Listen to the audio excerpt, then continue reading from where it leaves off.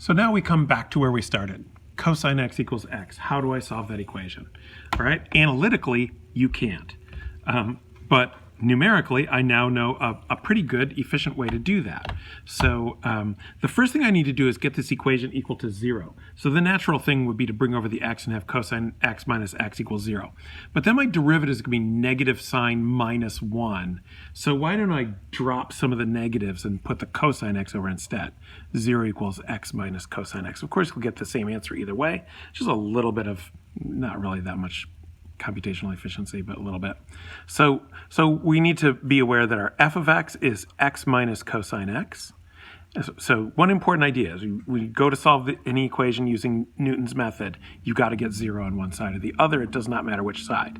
We need to know what f prime of x is. It's 1 plus sine of x. So you're taking advantage of the fact that the cosine was negative, so now everything's positive. Just a little bit less opportunity for me to miss a negative sign when I type things in. All right, so under my y equals, so I've gone ahead and put in the function. Here's our function under y1, and I've put in the derivative under y2. Now notice that y3, I did not even have to change it. I just left it there from the previous problem. So if I'm doing a bunch of Euler problems, I'm just going to leave my y3 being this that I had in the previous video, it written out, and then that's going to take care of everything. Now, the next thing that I need is a guess. So you know how the calculator, when you're solving various problems, it asks you for a guess? Because you know what's one thing a calculator can't do? It can't guess. Only you can do that. It's pretty interesting if you think about it.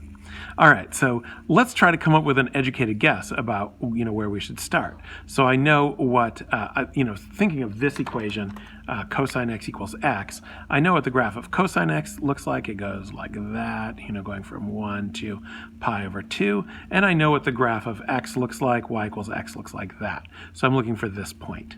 All right, now I know that pi over 2 is it's about 1.5-ish, right? So let's take half of that, like 0.75, maybe a little less than that. So let's guess 0.7. So I'm going to guess 0.7. So that means that my x sub 1, or your book often says x sub 0. A lot of people say x sub 0. We can call it that if we want. It doesn't really matter. Is 0.7. All right. Now, behold the efficiency, because I won't yak about it as much this time. So I'm going to go variables, y variables, function, y3. Don't forget the parentheses. I'm starting with my starting value of 0.7. All right, so I get 0.739436. So when you're doing this, you should at least write down the first few decimals of what you get. All right, just a few. Because we're doing things with extreme accuracy, it's nice if you break the rule of 3 and you put, more than 3. But I want to show you what we can do here. Because how long would it take us to get every single decimal here accurate? Because that's what your calculator does. It's every single decimal accurate. How many iterations would that take us? We've now done one iteration. All right, so I said I wasn't going to talk about it, but I can't help myself.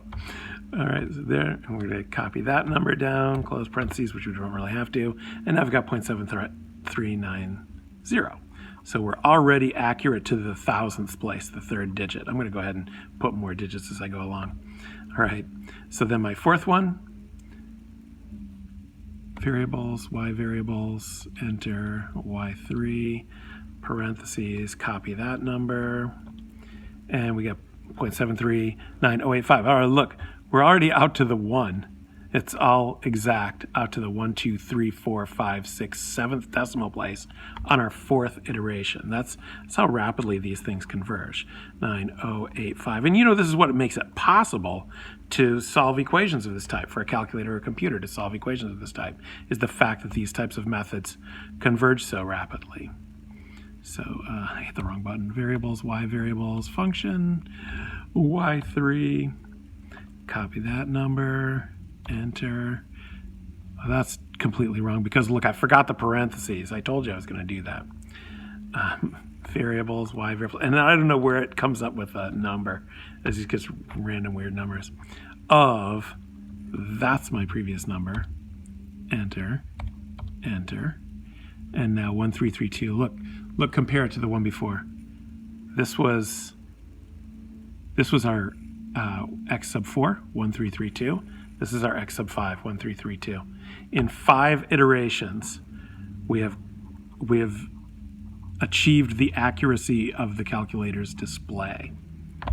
How many decimals? 1, 2, 3, 4, 5, 6, 7, 8, 9, 10. 10 decimal places in 5 iterations. Not too shabby. All right, that's Newton's method. You know, Sir Isaac Newton didn't have a calculator or a computer. Yeah, he worked out the theory of gravity with no technology at all. But these kind of methods are computational aids, even if you don't have a calculator. They still make it possible to solve this equation by doing operations that you know how to do: add, subtract, multiply, and divide.